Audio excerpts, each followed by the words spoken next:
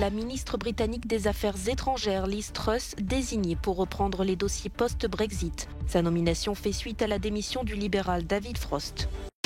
Alors que le nombre de malades au Covid-19 et la progression du variant Omicron inquiètent les gouvernements européens, protestations et prières s'organisent dans les rues du continent. Des milliers de Polonais se sont rassemblés à travers le pays pour protester contre l'adoption d'une loi sur les médias. Selon eux, cette dernière vise à museler la principale chaîne de télévision indépendante. Le nouveau visage britannique du Brexit, c'est elle, Liz Truss. La ministre des Affaires étrangères mènera les négociations post-Brexit avec l'Union européenne. Elle devra se confronter notamment aux dossiers brûlants concernant les dispositions douanières en Irlande du Nord.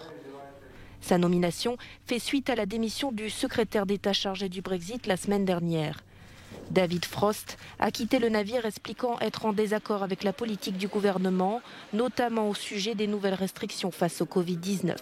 Le Royaume-Uni fait pourtant face à une explosion des infections. Dimanche, 80 000 nouveaux cas ont été recensés dans le pays. Les autorités indiquent que beaucoup sont liés au variant Omicron. Boris Johnson traverse une période difficile, cerné par les scandales, attaqué au sein de son propre camp. Il a aussi essuyé une perte électorale dans un bastion pourtant traditionnellement conservateur.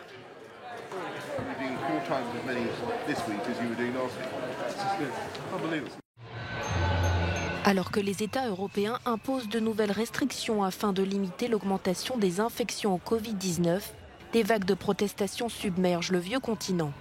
À Bruxelles, à l'heure où le gouvernement craint une recrudescence des malades liés au variant très contagieux Omicron, un troisième rassemblement contre les mesures anti-Covid s'est tenu.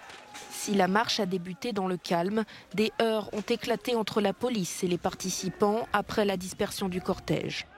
Les manifestants dénonçaient l'usage du pass sanitaire pour accéder aux restaurants et aux événements culturels et la vaccination obligatoire pour les soignants. C'est le même message qu'on a fait passer lors de l'acte 1 et 2, c'est-à-dire mettre un arrêt contre l'obligation vaccinale pour le corps médical et stopper également le Covid Safety Kit. En Autriche, la foule était cette fois rassemblée en hommage aux 13 400 morts du Covid dans le pays. Alors que le gouvernement déconfine progressivement sa population depuis le 12 décembre, de nouvelles mesures concernant les voyageurs entrant sur le territoire sont mises en place aujourd'hui. À l'image d'une grande partie de l'Union européenne qui a déjà imposé l'obligation de réaliser un test de dépistage du Covid-19 à tous les passagers. Des milliers de Polonais se sont rassemblés dans la capitale et dans plus d'une centaine de villes à travers le pays pour manifester contre une loi controversée qui menace selon eux la liberté d'expression. Cette dernière interdit aux entreprises non européennes de posséder une part majoritaire d'un média polonais. Souhaitée par le parti populiste au pouvoir Droit et Justice, elle a été validée vendredi par le Parlement lors d'un scrutin surprise. Lorsque nous sommes réunis et solidaires, nous pouvons gagner. Ensemble, nous allons nous débarrasser de ce gouvernement. Pour les manifestants, la loi vise clairement la chaîne d'information TVN24 du groupe de télévision privé TVN. Propriété du groupe américain Discovery, les autorités la jugent trop hostile à leur égard. Selon moi, le principal but est de réduire au silence le groupe TVN. C'est une étape supplémentaire pour bâtir un État autoritaire. Ils font cela pour faciliter leur victoire aux élections, pour bâillonner les chaînes de télévision qui surveillent leurs arrières.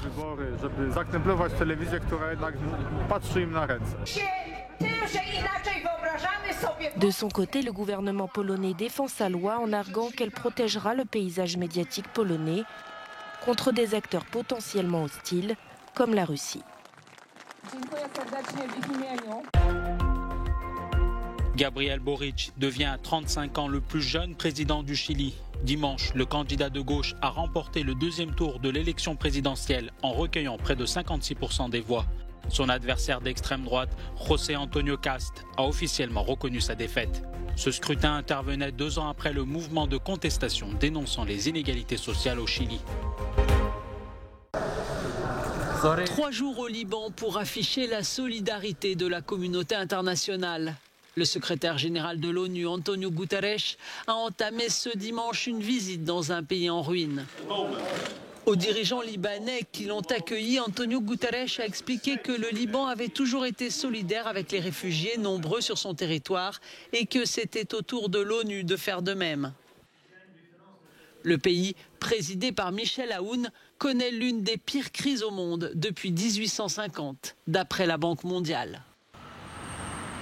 Ici, c'est un bien triste Noël qui s'annonce pour les chrétiens, alors que 80% de la population libanaise vit sous le seuil de pauvreté. Les divisions entre les dirigeants politiques au Liban ont paralysé les institutions, a expliqué le patron des Nations Unies, ce qui a rendu impossible un accord avec le Fonds monétaire international et la mise en œuvre de plans économiques efficaces. Le gouvernement libanais ne s'est pas réuni depuis la mi-octobre. Le travail du juge d'instruction chargé de l'enquête sur l'explosion au port de Beyrouth attise les divisions politiques. En août 2020, la tragédie a fait au moins 215 morts et 6500 blessés. Antonio Guterres doit se rendre sur ce lieu lundi, symbole du chaos libanais. C'est l'un des cocktails les plus célèbres au monde. Le Bloody Mary aurait été inventé ici même, sur le comptoir du Harris Bar à Paris, il y a 100 ans. C'est le barman français Fernand Petiot qui aurait créé cette boisson épicée en 1921 et la recette est restée inchangée jusqu'à aujourd'hui. C'est une boisson classique.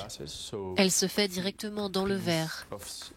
Quelques pincées de sel et de poivre, puis quelques traits de tabasco, un soupçon de sauce Worcestershire et du jus de citron. L'arrière-petit-fils du fondateur du bar, Franz Arthur McKellen, connaît toutes les légendes concernant l'origine du nom de ce cocktail. L'une d'elles raconte que l'inventeur français s'était entiché d'une danseuse qui se produisait aux États-Unis. Elle travaillait dans un endroit à Chicago appelé le Bucket of Blood. C'est en tout cas l'histoire qu'il racontait. Il y a d'autres légendes, bien sûr.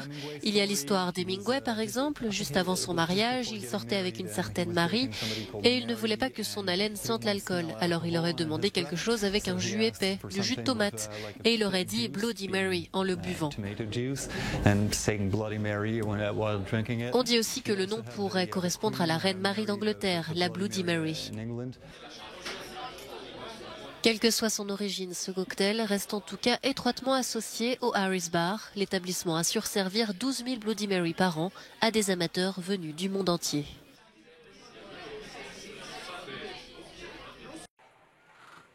Dans la ville de Sarmin, au nord-ouest de la Syrie, des couleurs vives décorent la maison de la famille Tanari. Pour moi, le dessin, c'est comme une autre vie. Quand je dessine, j'oublie tout ce qui m'entoure. Je préfère être dans mon monde, où je peux dessiner ce dont je rêve et où je souhaite être. À 16 ans, Roa a passé la majeure partie de sa vie entourée par les ruines de la guerre. La guerre et la destruction m'ont affectée, moi et mon entourage. J'utilise donc la peinture pour échapper à la réalité dans laquelle je vis. Je peins la nature, je peins l'espoir, je peins l'optimisme. Dans le nord-ouest de la Syrie, que les forces d'opposition à Bachar al-Assad contrôlent depuis 2015, l'enseignement est confronté à de nombreux obstacles. Les écoles manquent de matériel, notamment artistique. C'est très difficile de trouver du matériel artistique dans la région. Donc je scie le bois, je fabrique le tissu. Les pinceaux que j'utilise sont très basiques. J'ai dû faire face à de nombreuses difficultés et tout le matériel, c'est moi qui l'ai fabriqué. Roa envisage d'apprendre à peindre professionnellement. Mais elle ne voit pas d'avenir professionnel pour elle dans son pays dangereux et meurtri par les conflits. Elle espère donc aller un jour vers de nouveaux horizons.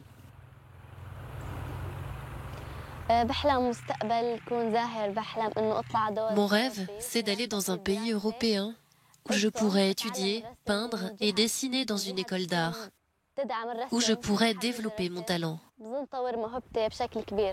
En attendant, la jeune fille continuera à peindre la beauté et l'espoir partout où elle les trouvera.